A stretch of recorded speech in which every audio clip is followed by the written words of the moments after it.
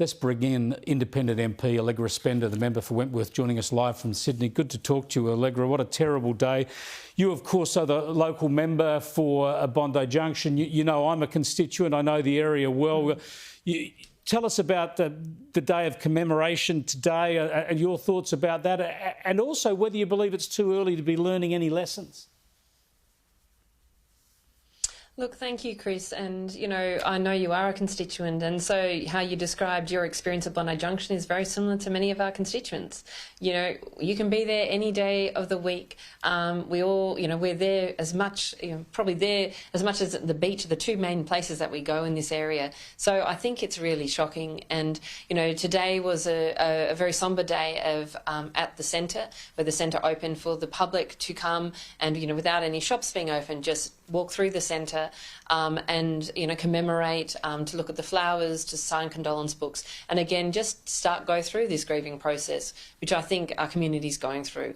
You know, we're heartbroken for the families, I think, and many people, thousands of people were in the centre, and I think are still processing, you know, their own experiences of that, whether it's survivor guilt, whether they just didn't understand what was going on, you know, what our kids saw. So I think it's still a really tough time, and we're having a vigil on Sunday. It's going to be a tough time, I think, for some time from now on. I think for a long time to come for the community. Did you ask me the question? Yes, lessons.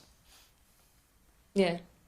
Look, lessons, I think, you know, I agree with you that we need a forensic examination of what happened here. You know, his experience to the point that Joel Carucci undertook this rampage, and, you know, could this have been prevented, you know, with his interactions with mental health, with the police? Could anything have been done to prevent that? You know, could the knife laws, you know, are there ways of reforming those or security? And I think we need to look really carefully at this, because I think the danger is a knee-jerk reaction, but I think we really need to let the police do a very thorough and forensic investigation relating to this. But I would say what I hear from my community right now is about mental health and also about women.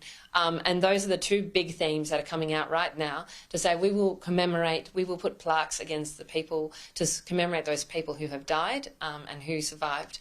But we will have a mental health impact on our community from now on. But it is clear that mental health played a significant part in what happened on the Saturday, and we need to really be looking at that especially carefully.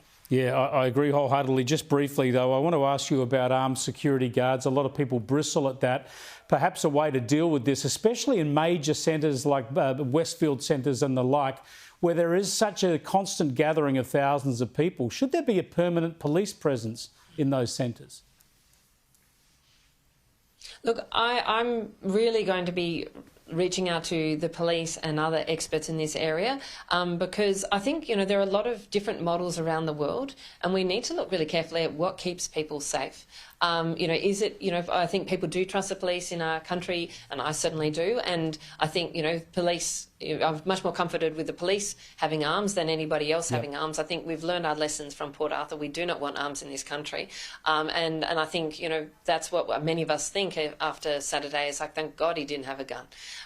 So I think we need to be very careful about sort of jumping to sort of trying to arm guards, and I think, you know, we need to, you know, have those discussions with the police, what is practical, but also, you know, just again work with the community, but work with evidence overseas. You know, they're different, and here there are different rules state by state on some of these issues. Let's see what's actually working before we sort of jump ahead in terms of what we think might actually keep us safe.